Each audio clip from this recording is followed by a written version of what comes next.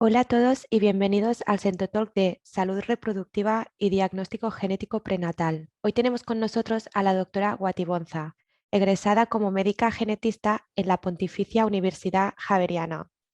En 2017 se unió a Centogene principalmente en el área de diagnóstico, interpretación de exoma clínico, exoma completo y genoma. Los temas que va a tratar durante el seminario web son indicación clínica y pruebas genéticas en casos prenatales, CentoScreen, CentoNIPT, pruebas de microarrays, CentoXome y CentoGenome, enfermedades de expansión repetidas. Durante la presentación pueden realizar las preguntas a través del chat de preguntas y respuestas y al final del CentoTalk nos vamos a referir a ellas. Muchas gracias, Pilar, por acompañarnos hoy. Vamos a dar paso a la presentación. Muchas gracias, Elizabeth, por la introducción. Muchas gracias a todos por su compañía en este nuevo CentoTalk. Hoy vamos a hablar acerca de acerca de las enfermedades que pueden afectar a los recién nacidos en la etapa prenatal. Y entonces, hoy vamos a dividir esta charla en tres partes. Vamos a dividirla en hablar inicialmente acerca de un producto que tenemos que se llama CentoScreen. Este es un producto que es muy útil para detectar portadores. Luego vamos a hablar de un producto que se llama NIPT, es una prueba prenatal no invasiva.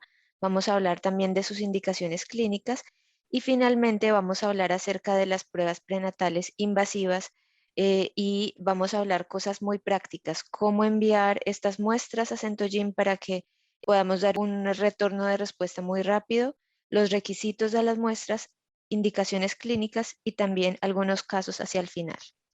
Entonces, inicialmente vamos a hablar del CentoScreen. El CentoScreen es una prueba que sirve para poder planificar cómo se va a desarrollar la familia. Esta es una prueba que va a hacer una detección de portadores. Esta es una práctica que ya se viene haciendo desde hace unos 30 años. Consiste en diagnosticar ya sea individuos o parejas que puedan tener algún tipo de riesgo de tener niños afectados con enfermedades recesivas.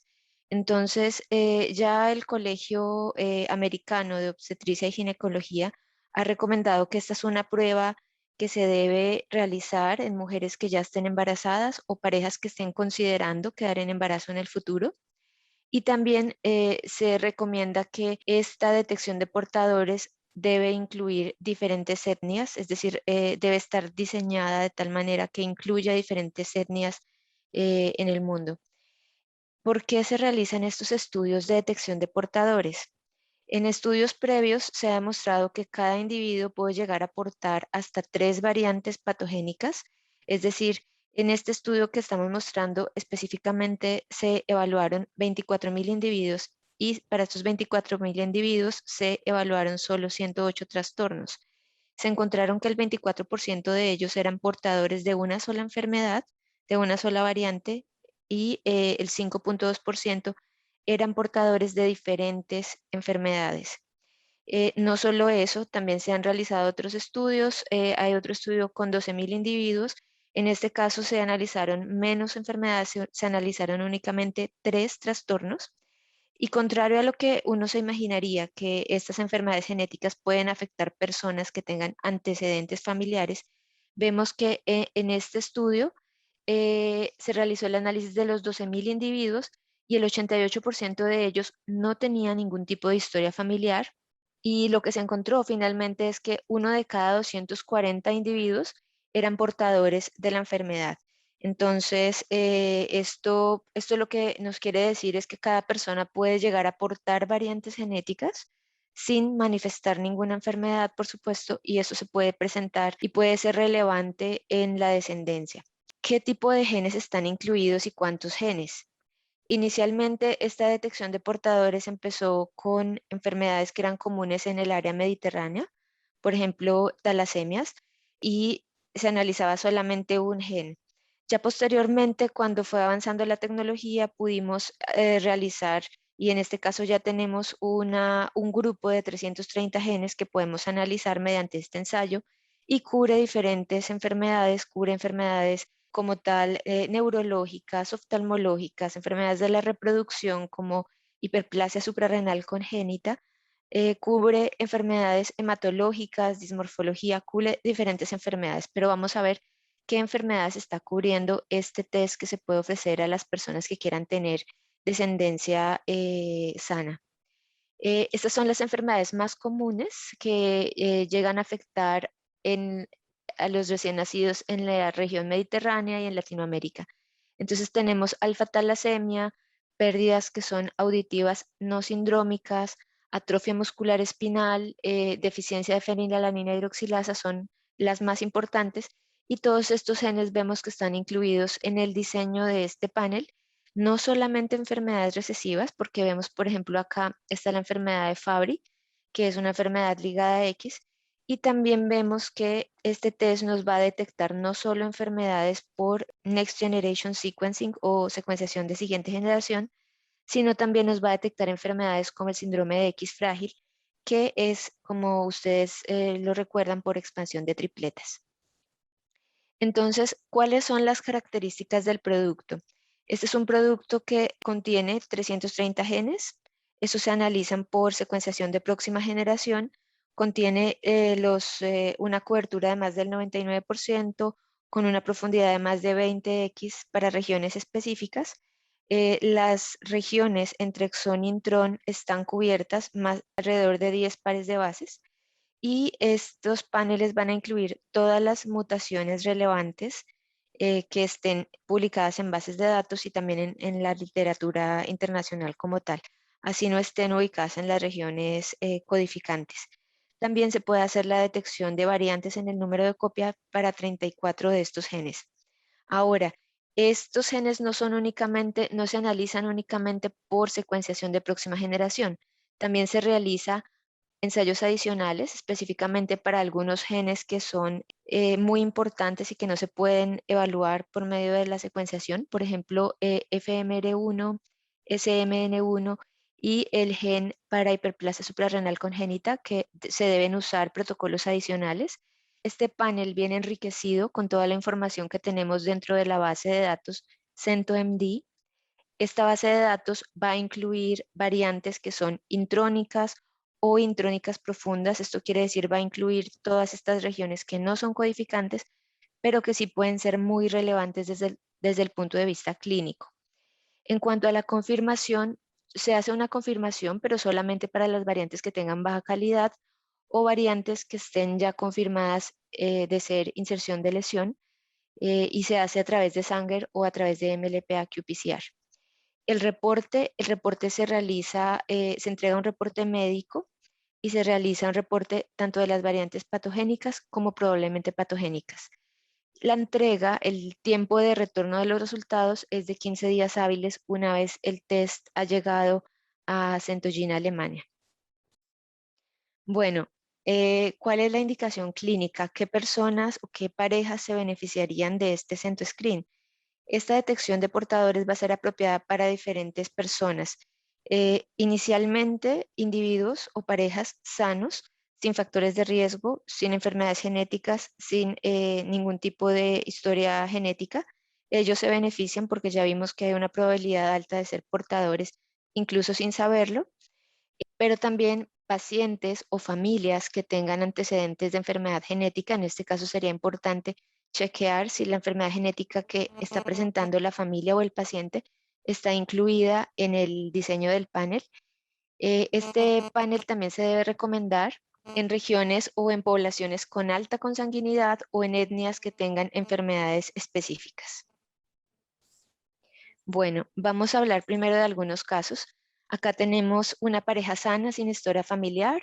En este árbol genealógico, en donde el círculo representa a la mujer, el cuadrado representa al hombre, lo que vemos es que fue ordenado un CentoScreen para la madre, en este caso. Vemos entonces que se detectó una variante patogénica en el gen correspondiente a la talasemia, y esa variante patogénica fue detectada en la posición C79G por T. Luego de esto, entonces, se ordenó el CentoScreen para la pareja, para el esposo, encontrando también otra variante, una variante distinta, pero ubicada en el mismo gen, en el gen EHBB, en la posición C431.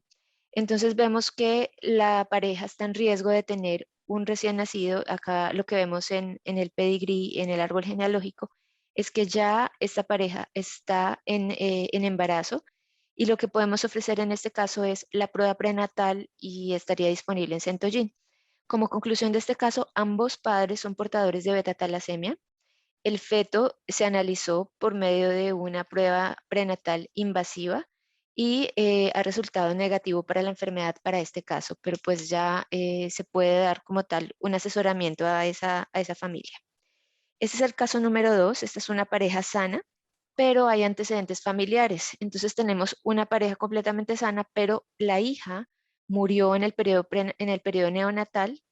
Se sospecha un trastorno metabólico llamado trastorno de la glicosilación.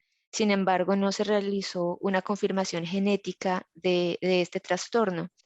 La pareja desea realizar un screen. En este caso se hace el screen dúo, es decir, se hace simultáneo para el hombre y para la mujer, no como en el caso anterior que vimos, primero se hizo la mujer y luego se lo hizo el hombre. Acá lo hicieron en simultáneo, y lo que se encontró es que tanto el padre como la madre son portadores de una variante en el gen PMM2. Este es un gen que nos va a codificar para un trastorno de la glicosilación. Y entonces acá es muy importante siempre recordar que en este caso podemos encontrar que ese gen está incluido en el panel, pero puede haber casos en los que si no se conoce la muerte de la hija o del hijo anterior, es más recomendable realizar un centoxom, sería un exoma completo, o un centogenome, que sería un genoma completo, porque nos van a analizar más genes.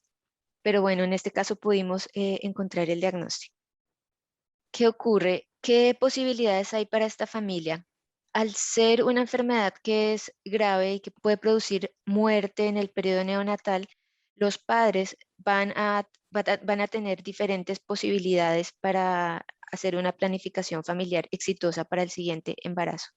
Se puede realizar un diagnóstico preimplantacional en el cual ellos van a asistir a una clínica de fertilidad y se va a analizar diferentes embriones para escoger el más apto para la implantación. También se puede realizar una donación como tal, o se puede usar un donante de espermatozoide o un donante de óvulo para reducir el riesgo. Se puede realizar prueba de portador para otros miembros de la familia para, por ejemplo, saber si los hermanos del padre o los hermanos de la madre pueden también estar heredando la enfermedad. Y finalmente se puede realizar también un diagnóstico prenatal en caso que ellos no quieran asistir a una clínica de reproducción asistida, pues se puede como tal dar el asesoramiento y decir que en este caso tendría el feto una probabilidad del 25% de estar afectado, y podríamos entonces nosotros ofrecer una prueba como tal invasiva para detectar si el feto es portador o es afectado o es negativo para esta enfermedad. Acá es muy importante recalcar que cuando se tiene una de estas variantes en uno de los padres, se recomienda que para el otro padre se analice el gen completo o se analice el centoscreen. Muchas veces en el laboratorio recibimos la solicitud de realizar una prueba como tal de detección de portadores para exactamente la misma variante, pero lo que vemos es que puede ser una variante en el mismo gen, pero en diferente posición. Esto quiere decir, si el médico nos envía una solicitud en la madre para hacer esta prueba PMM2 en esta posición, va a salir negativa, pero la madre sigue teniendo esta variante patogénica en el mismo gen. Entonces es muy importante analizar el gen completo, no solamente la posición afectada. Y eso es muy importante, sobre todo cuando hay algún antecedente positivo en la familia. Como conclusión, en este caso lo que tenemos es que hay un presunto diagnóstico de esta enfermedad llamada trastorno congénito de la glicosilación, y vemos que ambos padres van a ser portadores de esta alteración congénita de la glicosilación tipo 1A. Cerramos entonces el capítulo de CentoScreen y ahora nos vamos a mover a las pruebas que se pueden realizar cuando la madre ya está propiamente embarazada. Vamos a dividir entonces ahora acá pruebas no invasivas. Inicialmente vamos a hablar solo de NIPT y posteriormente vamos a pasar a las pruebas invasivas. Esta prueba de NIPT o como tal una prueba prenatal no invasiva se refiere a que vamos a analizar el análisis del DNA del feto, pero en sangre materna. ¿Qué quiere decir? En la sangre periférica materna vamos a encontrar DNA libre, es decir, no dentro de alguna célula, sino propiamente libre, y vamos a encontrar aproximadamente entre el 98 y 80% de este DNA va a ser de la madre y tan solo un 2 al 20% va a ser un DNA fetal. En esta gráfica lo que observamos es el DNA materno, que sería el que está en rojo, y el DNA fetal, que sería el que está en color verde. Entonces lo que vamos a tener es que este DNA, esta mezcla de los dos DNAs, va a estar presente en la sangre periférica materna, con lo cual podemos analizar el contenido genético del feto sin necesidad de realizar amniocentesis o pruebas invasivas, sino únicamente con una prueba de sangre de la madre. Esto es muy alentador para algunas personas que han decidido posponer un poco la maternidad hasta después de los 35 años, y esto básicamente va a facilitar la detección de aneuploidías muy frecuentes en el feto. Entonces, ¿qué tenemos? Ese DNA va a estar liberado como tal en el torrente sanguíneo. Esto ocurre por apoptosis o muerte celular programada, ocurre normalmente. Y lo que vamos a hacer es que vamos a seleccionar cuál es el DNA del feto y lo vamos a analizar. El NIPT entonces va a analizar ese DNA que va a circular en la sangre de la mujer embarazada. Esta es una técnica que se puede utilizar para detectar anomalías cromosómicas y se puede utilizar a partir de la semana décima de gestación. Si queremos saber el sexo del feto, se debe hacer después de la semana 12, porque a partir de la semana 12 tenemos una fracción fetal mayor y tenemos entonces una mayor probabilidad de encontrar como tal el sexo. Este test es una prueba que va a ser únicamente de detección. Este no es un test que nos va a dar una prueba definitiva acerca de si el feto está afectado o no, porque si ustedes recuerdan la embriología, el feto viene producido por una célula que se llama el blastocisto. El blastocisto se va a dividir numerosas veces y ese blastocisto va a dar lugar a una parte que sería el feto propiamente dicho y a otra parte que sería la placenta. Este test básicamente está analizando el DNA que viene de la placenta, aunque este es una célula que ya como vimos proviene del mismo blastocisto. Puede ser que en la reproducción haya mosaicos, es decir, haya contenidos genéticos diferentes en el feto propiamente dicho y en la placenta. La mayoría de los errores cuando hay esta división celular van a quedar confinados a la placenta y esto nos puede dar lugar a falsos positivos. Entonces, por eso es muy importante confirmar este resultado luego con un diagnóstico invasivo. Pero ustedes dirán, ¿cuál es la ventaja de hacer este test entonces si tenemos que confirmarlo de todas maneras? Muy sencillo, porque con este test podemos, cuando llega a ser negativo, ya tenemos pues la seguridad a la mamá que el feto no va a estar afectado con estas trisomías, que son las más comunes y son las que puede detectar este test. Podemos detectar entonces trisomía 21, síndrome de Down, trisomía 18, síndrome de Edwards, trisomía 13, síndrome de Patot, y también todas las aneuploidías sexuales y además conocer el género fetal. Hay una sensibilidad y una especificidad muy alta para este test, pero como ya mencionamos, este no es un test diagnóstico, este es un test únicamente de screening. Es un test muy sencillo, solo se requiere 9 mililitros de sangre periférica materna. Se van a enviar como tal a través de correo certificado a Centogene y vamos a tener los resultados disponibles en la plataforma Centoportal en 5 días hábiles. Este test está disponible no solo para embarazos únicos, sino también para embarazos gemelares, ya sea monocigótico o disigótico. Sin embargo, para embarazos que son múltiples, por ejemplo, cuando hay 3 fetos o más por técnicas de reproducción asistida, este test no nos puede ayudar. Este test solo nos puede ayudar cuando es un feto o 2 fetos. Como ya mencionamos, el sexo se va a poder detectar únicamente después de la semana 12, así que hay que tomar el test después de la semana 12 para conocer el sexo. Y en caso de que haya gestaciones gemelares, solo se podrá informar la ausencia o presencia de cromosoma Y. ¿Cómo es el reporte de esta prueba prenatal no invasiva?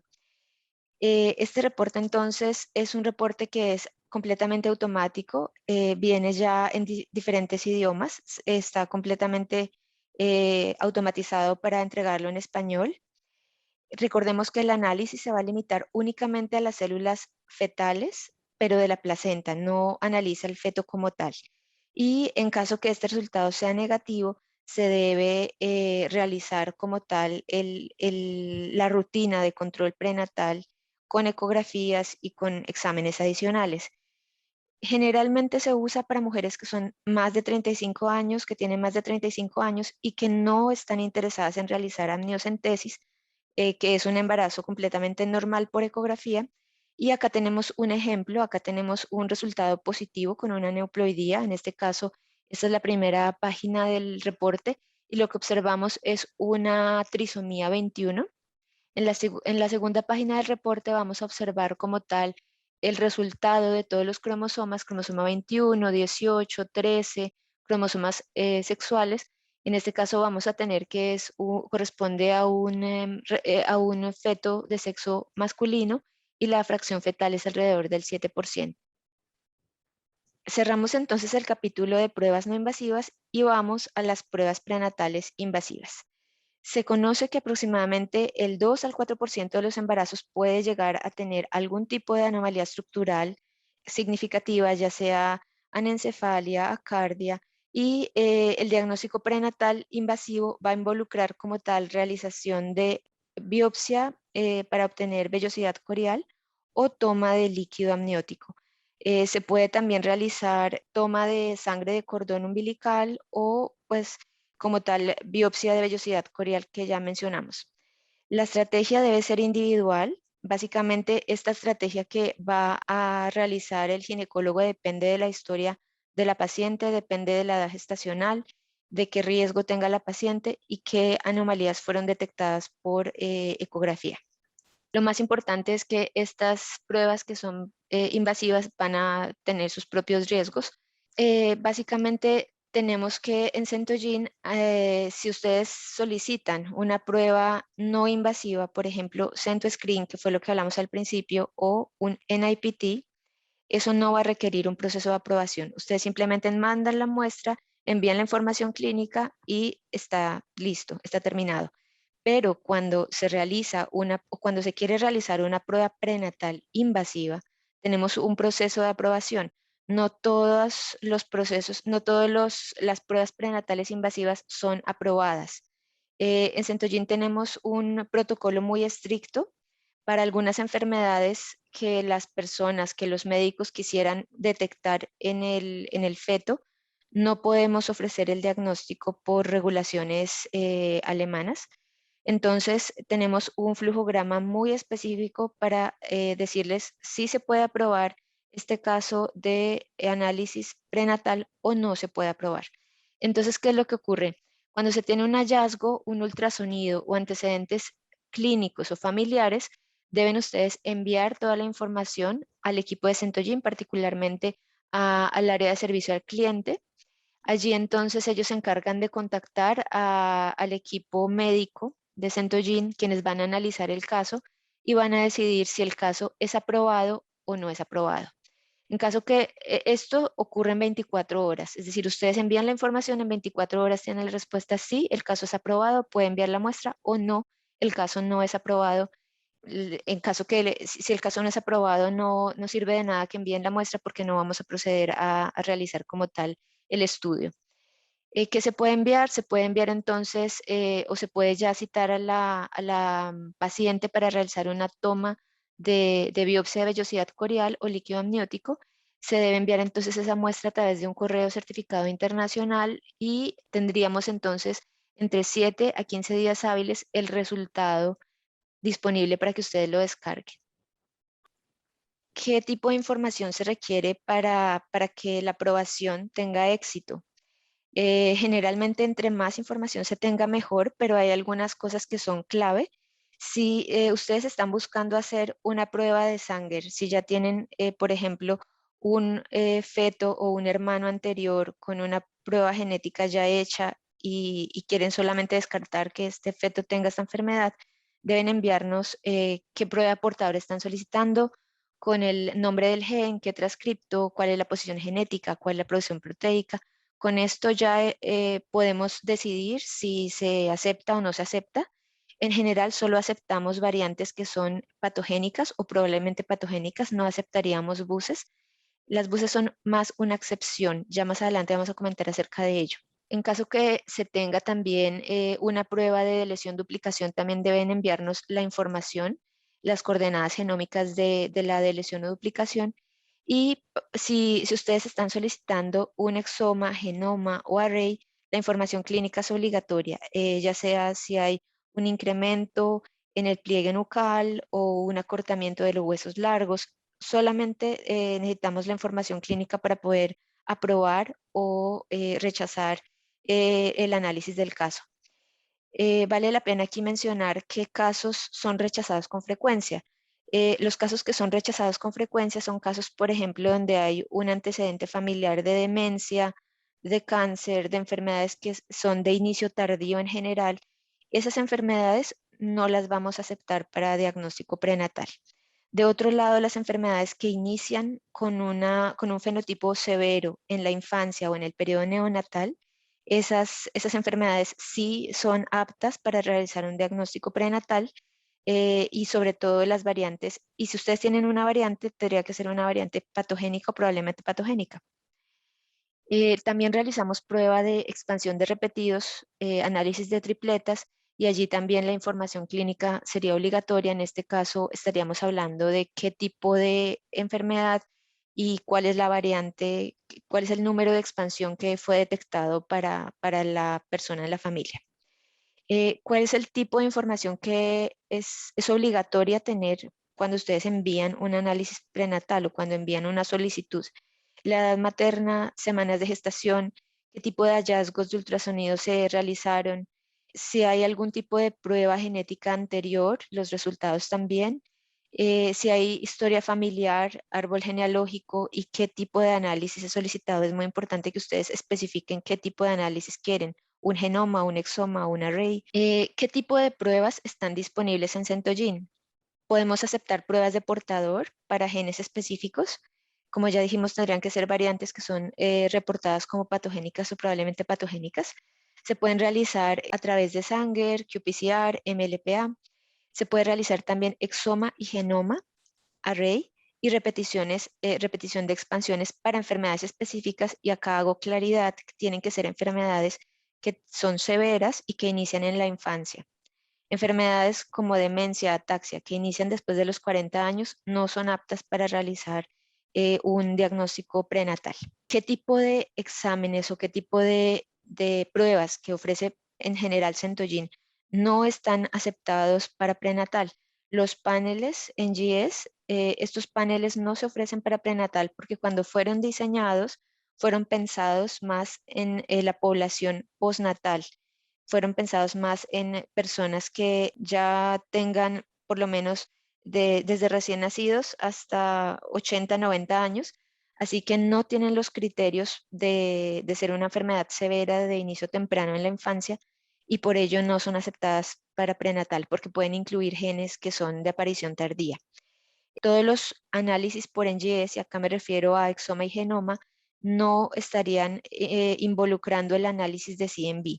Esto es porque se requiere una validación muy específica para el periodo prenatal y esta validación no se tiene, por lo tanto, el genoma y el exoma no estaría reflejando CMVs o variantes en el número de copia para los casos prenatales. Si ustedes quisieran descartar microdeleciones, microduplicaciones, requerirían ordenar ya sea el exoma o el genoma, adicionando un microarray. El centro del CB es un producto que también solo se tiene validación para etapa postnatal. Las pruebas mitocondriales tampoco están incluidas en el portafolio prenatal, ni tampoco biomarcadores o pruebas bioquímicas. Acá con las pruebas mitocondriales hago un paréntesis porque sí hay algunos genes que están validados, pero se tiene ya que tener el gen específico en la familia. ¿Cuál sería el momento o el tiempo de retorno de resultados? De 7 a 15 días hábiles, siempre y cuando no se requiera realizar cultivo celular aquí en Centogene. Ya vamos a explicar un poco de eso más adelante. Bueno, ¿cuál sería la utilidad clínica del centoxom, o sea, del exoma y del genoma en el entorno prenatal? Bueno, ya mencionamos que esa es una prueba invasiva, que tiene un riesgo de aborto espontáneo alto, que puede ir del 4 al 8% dependiendo qué tipo de prueba se hace y en qué semana. Esta es una opción diagnóstica muy válida cuando hay anomalías detectadas, anomalías graves detectadas por ultrasonido. Acá tenemos algunos ejemplos: anencefalia, onfalocele, gastrosquisis, pero también cuando en el diagnóstico prenatal se encuentra un feto con una o más anomalías, se debe considerar un análisis por exoma o genoma. Esos exomas o genomas nos van a permitir dar un diagnóstico y dar un pronóstico también para esta familia. No siempre se logra un diagnóstico a través de genoma y exoma en la etapa prenatal. Entonces, cuando es negativo, no quiere decir que el feto viene libre de enfermedad, quiere decir que no se ha detectado por medio de este test específico y se debe continuar con el análisis prenatal rutinario. Cuando se envía uno de estos test invasivos, debemos tener siempre cuidado de enviar también una muestra de sangre periférica materna. Esto se hace con el fin de hacer una prueba de marcador de contaminación de células maternas. Entonces, cuando se hace una amniocentesis, lo que tenemos es que hay posibilidad también de obtener algunas células de piel o células sanguíneas de procedencia materna. Y cuando utilizamos las pruebas genéticas, vamos a tener entonces una ampliación de este material genético por PCR. Entonces, lo que necesitamos es una muestra de sangre por medio de una Centocard, una muestra de sangre materna, para poder descartar y para poder primero evaluar qué porcentaje de células maternas existe en esa muestra y así poder estar tranquilos que la muestra procede en su mayoría del feto y no de la madre. Esta Centocard entonces se debe enviar en el mismo paquete con la prueba prenatal y se debe enviar con todas las muestras fetales, líquido amniótico, vellosidad corial, DNA extraído. El único que tendría una excepción sería sangre de cordón umbilical. Bueno, es importante aquí aclarar que tanto el exoma como el genoma ya incluyen una tarifa para un marcador de contaminación de células maternas, así que no tiene ningún cargo adicional. Sin embargo, si se está solicitando un microarray o un gen único, habría que adicionar el costo como tal de marcador de células maternas. ¿Qué tipo de muestra se puede recibir para realizar un prenatal aquí en Centogene? Se puede recibir una vellosidad coriónica, líquido amniótico, DNA fetal purificado, células cultivadas y también sangre de cordón umbilical. Para cada uno de ellos hay unos requisitos específicos. Vamos a hablar de la vellosidad coriónica y del líquido amniótico. Para la vellosidad coriónica se requieren mínimo 10 vellosidades. Esto debe estar transportado en un matraz de cultivo con 35 mililitros de medio RPMI. Tienen que estar las vellosidades limpias, no debe haber material materno y debe estar básicamente transparente el medio. En cuanto al líquido amniótico, lo mínimo serían 10 mililitros. Hemos visto casos que envían un tubo, dos tubos o tres tubos, es decir, se pueden enviar 10, 20, 30 mililitros. Siempre se envían tubos de Falcon que van sellados en la tapa con parafilm para evitar como tal filtraciones del líquido, entonces tendríamos pérdida de líquido y también contaminación. Y este líquido amniótico debe venir transparente, sin contaminación sanguínea visible. En cuanto a las características como tal y en cuanto a cómo encuentro los requisitos de la muestra en la página de Centogene, podemos ir entonces a diagnóstico, luego vamos a how to order, vamos a desplazar hacia inferior y allí vamos a encontrar las instrucciones de las tomas de muestras prenatales. Bueno, vamos a hablar un poco acerca de los requisitos de la muestra: cómo hacer la muestra, cómo planificar y cómo realizar el embalaje de la muestra. Tenemos entonces que las muestras siempre se deben transportar a temperatura ambiente, nunca se deben permitir que lleguen a temperaturas inferiores a -4. Esto es importante cuando estamos en invierno acá en Alemania. En el momento de la entrega, el cultivo debe estar confluente, aproximadamente 80-90%. Vemos entonces que cuando hay un medio nublado, esto nos puede sugerir que hubo algún tipo de contaminación, ya sea bacteriana o fúngica, y esto puede dar algún tipo de alteración analítica en la muestra. Idealmente deberíamos tener 72 horas desde que la muestra es tomada hasta que la muestra ha llegado a Centullín, Alemania, para poder proceder con estas muestras. Sin embargo, en esta epidemia de coronavirus hemos visto que las muestras pueden durar quizás un día más, y desde que hayan estado bien tomadas y estén correctamente embaladas, el cultivo es viable. Sin embargo, cuando la muestra es insuficiente o de mala calidad, cuando no hay suficiente cantidad de células, lo que tenemos que hacer aquí es cultivarlas nuevamente. En ese caso, lo que tendríamos es que el tiempo de resultado se va a extender aproximadamente 10 a 15 días más. En esta diapositiva vamos a ver los requisitos de la muestra y vamos a ver hacia el lado izquierdo una muestra ideal. Esto corresponde a una muestra de líquido amniótico. Vemos que está el tubo Falcon correctamente marcado, sellado, embalado y ven ustedes el plástico en parafilm en la tapa, entre la tapa y el tubo propiamente. Esta es una muestra ideal, con condiciones apropiadas, y lo que hemos visto en la experiencia es que con este tipo de muestras no vamos a tener atraso en la entrega de los resultados.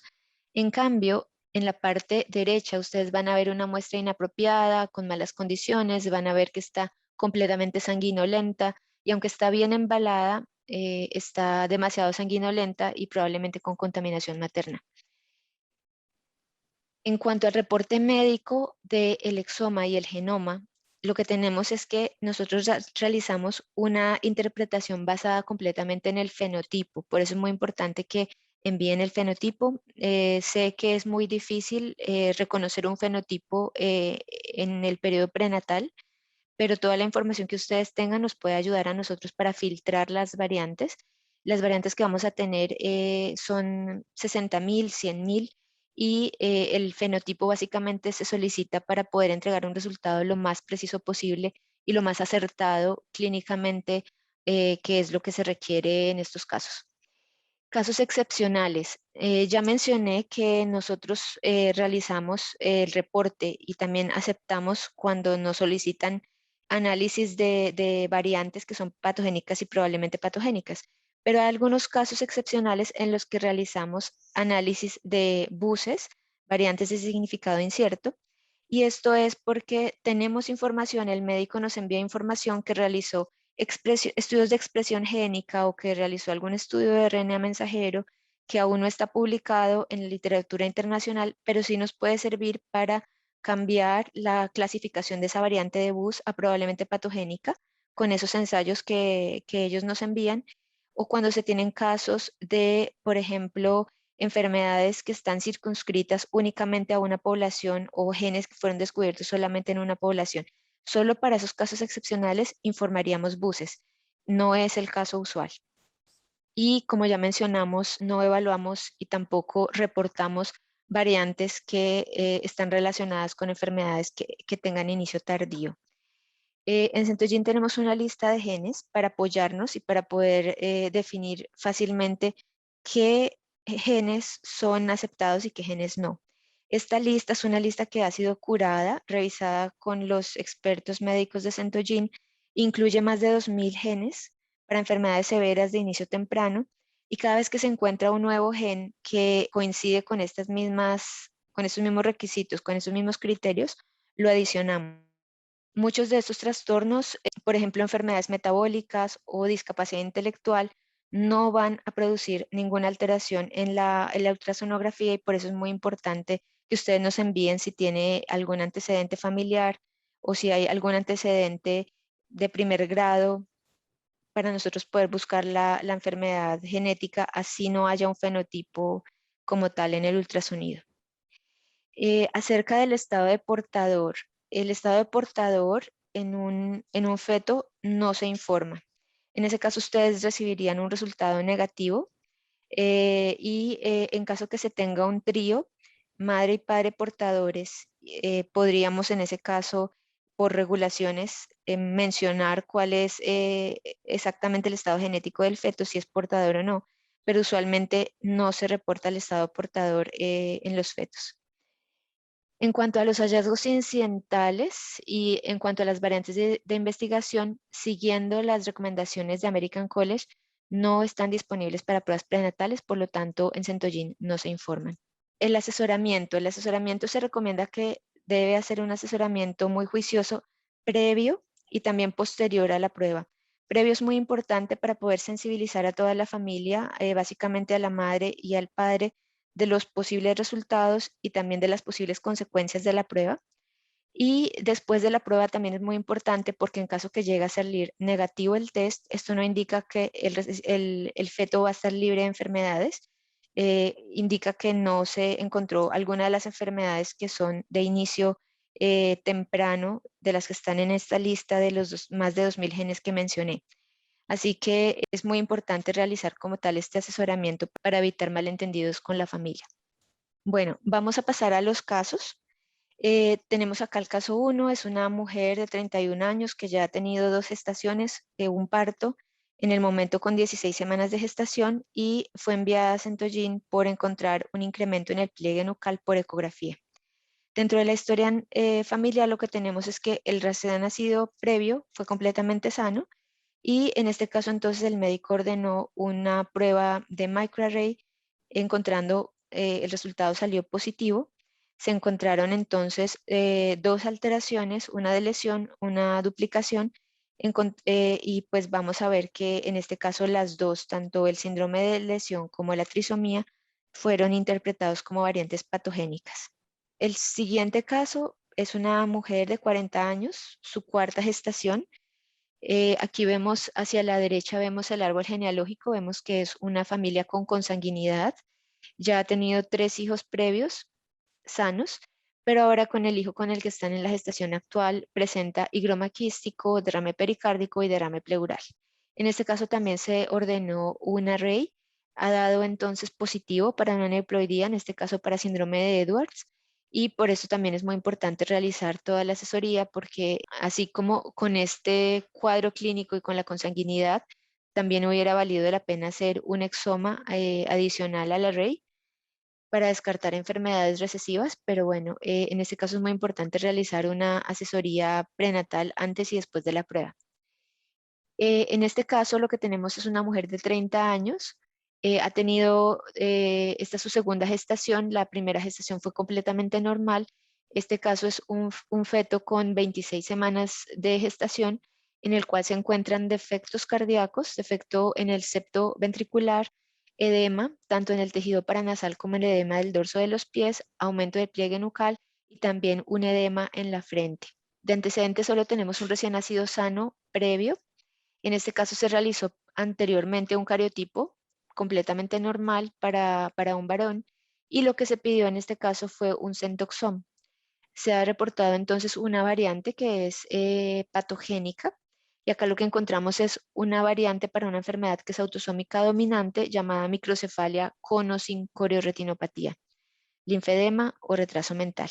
Entonces, en este caso también vemos que se pidió un centoxom solo. Nos ayuda mucho cuando se envía un centoxom trío porque podemos también descartar las variantes que son o detectar fácilmente las variantes que son de novo, pero si se tiene únicamente el feto, hay una probabilidad alta de detectar la alteración.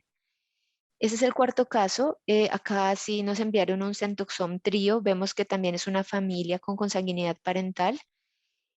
Acá en este caso tenemos dos recién nacidos previos que fallecieron, uno hacia los 7 días y el otro hacia los 30 días de vida, ambos con sospecha de una enfermedad metabólica llamada acidemia propiónica. En este caso, para este feto, la familia quiere descartar que el feto tenga la enfermedad antes de proseguir con el embarazo. Y entonces tenemos un centoxom trío que reporta entonces un feto que vendría siendo negativo con una madre y padre que vendrían siendo portadores para 2 enfermedades distintas, tanto para acidemia propiónica como para anemia de células falciformes o beta-talasemia. Entonces, en este caso lo que les mencionaba, tenemos entonces los padres heterocigotos para las dos enfermedades y el feto, en este caso, negativo. Y por último, tenemos el caso también de una enfermedad por expansión de repetidos. En este caso es una expansión de tripletas para el gen FMR1. Lo que tenemos como historia es que la madre tiene un hijo afectado y ella también se ha detectado como portadora de una expansión en el gen FMR1 ya dentro del rango de una premutación. Se solicitó una prueba prenatal para expansión de tripletas, fue aprobada por nuestro servicio de atención al cliente y acá lo que tenemos es que se realizó una muestra de vellosidad coriónica hacia la semana 14. En este caso, pues tenemos un resultado positivo, una expansión hemicigota ya en el rango de penetrancia completa en el feto y por eso también es muy importante haber hecho una asesoría prenatal antes de tomar esta prueba, porque para estos casos hubiera podido salir positivo o negativo o en rango de premutación. Entonces la madre tiene que conocer cuáles son los posibles resultados antes de tomar la prueba como tal. Bueno, ya para terminar, tenemos acá algunos links en donde ustedes pueden encontrar más información acerca de las pruebas diagnósticas disponibles en Centogene, algunos documentos que son de interés, como instrucciones para las muestras prenatales o el listado de genes que ya mencionamos previamente. Y ya para cerrar, me gustaría solo darles un panorama general. Tenemos pues pruebas para realizar antes del embarazo, durante el embarazo o después del embarazo. Durante el embarazo, así se realice Centoxom o Centogenome, tenemos que no se informan las variantes como variantes de investigación o hallazgos incidentales. Para estos casos podemos entonces reanalizar los datos después del embarazo o ustedes pueden pedir también el raw data para tener como tal los datos y analizarlos en el momento que ustedes consideren prudente. Bueno, en resumen, tenemos un portafolio que incluye pruebas antes del embarazo, durante el embarazo y al final. Seleccionar el producto adecuado va a ser muy importante. En este caso, el servicio al cliente es el que los va a guiar. Tenemos entonces que no hay necesidad de pedir aprobación para las pruebas no invasivas. SendoScreen, SendoNATP no requieren aprobación, la pueden enviar directo. Sin embargo, para todas las pruebas que son invasivas se requiere autorización. La autorización es solamente enviar un correo, servicio al cliente, y ellos en tan solo 24 horas les van a contestar, está aprobado, no está aprobado, o por favor envíenos más información. Bueno, muchas gracias por su atención. Espero que este webinar, esta Centotalk, haya sido de su agrado y quedo atento a las preguntas. Gracias, Pilar, por compartir con nosotros estos conocimientos. Vamos a dar paso al turno de preguntas y respuestas. La primera nos preguntan, ¿debería elegir entre análisis de vellosidad corial o amniocentesis? Bueno, en este caso, Centogene no puede aconsejar al ginecólogo que escoja una de las dos, porque esa decisión es básicamente depende de en qué semana gestacional está la mujer y también qué factores de riesgo tiene ella, también qué experiencia puede tener el ginecólogo o qué experiencia existe en el centro de reproducción en donde están guiando el embarazo.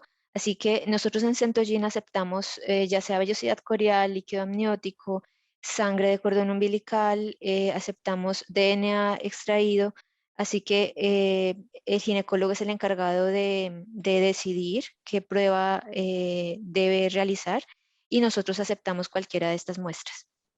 Gracias. Otra pregunta.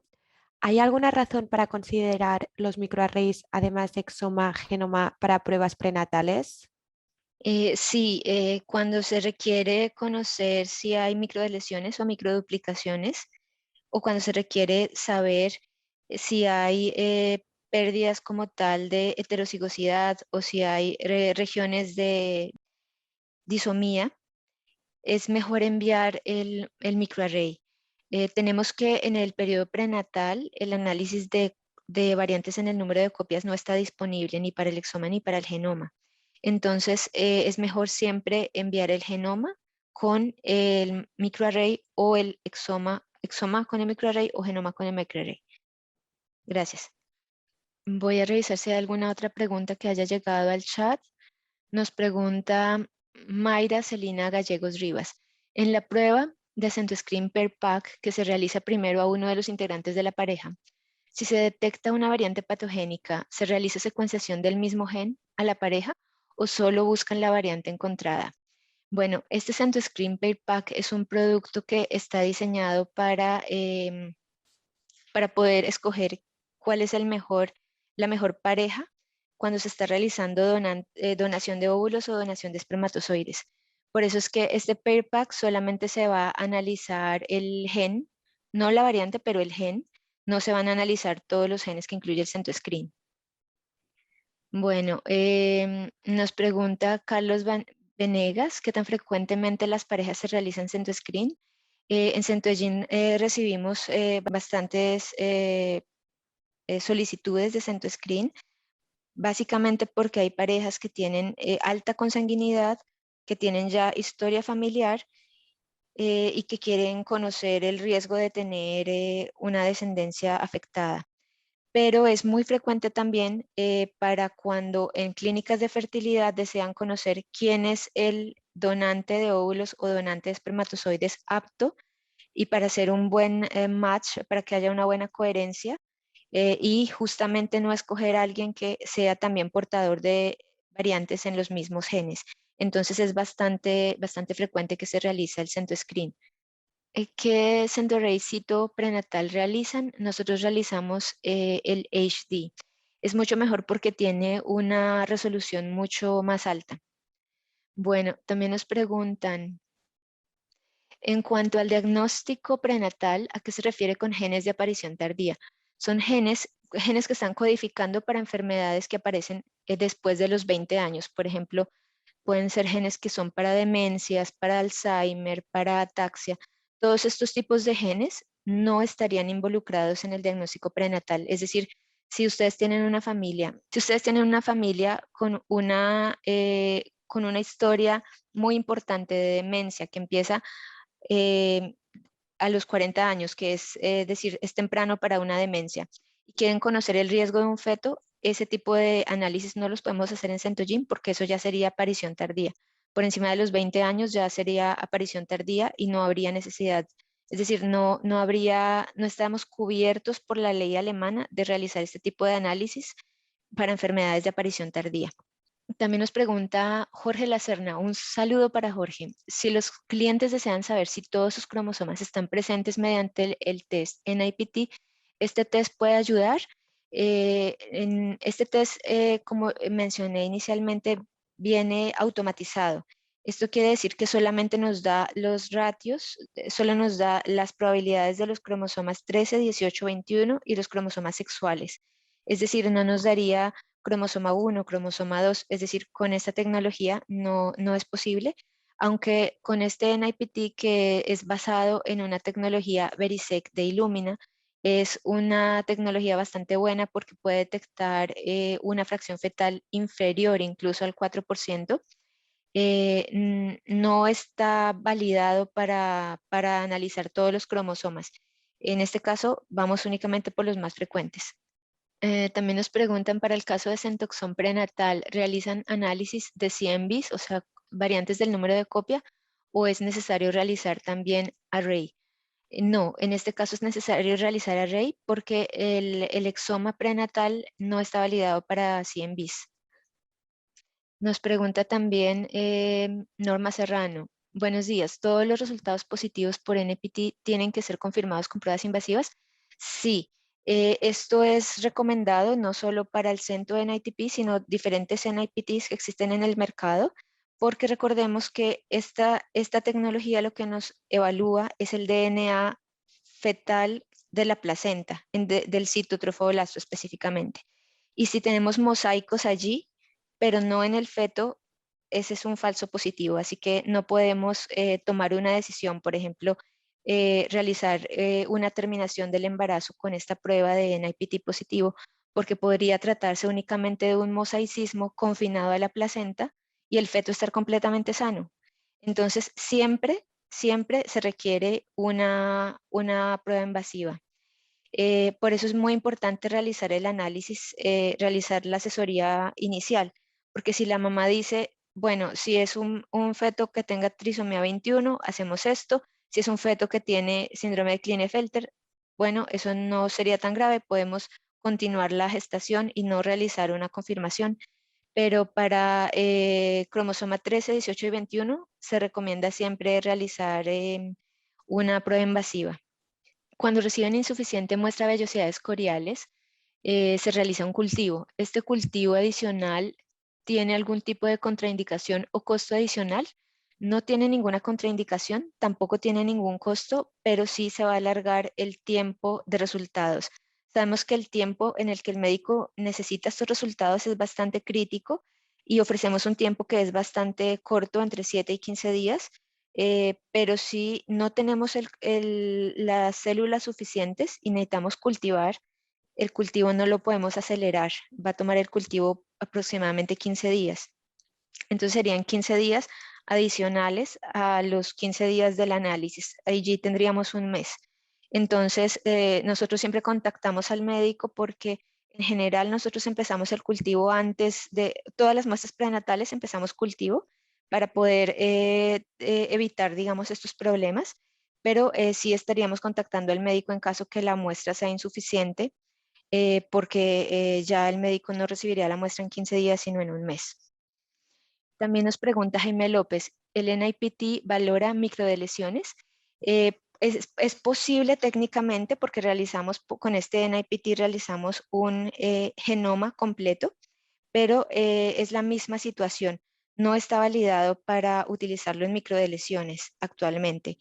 Hay algunos que detectan microdeleciones en el mercado, pero ellos lo están haciendo sin validación. Esto quiere decir que es una probabilidad también muy alta de que salgan fallas.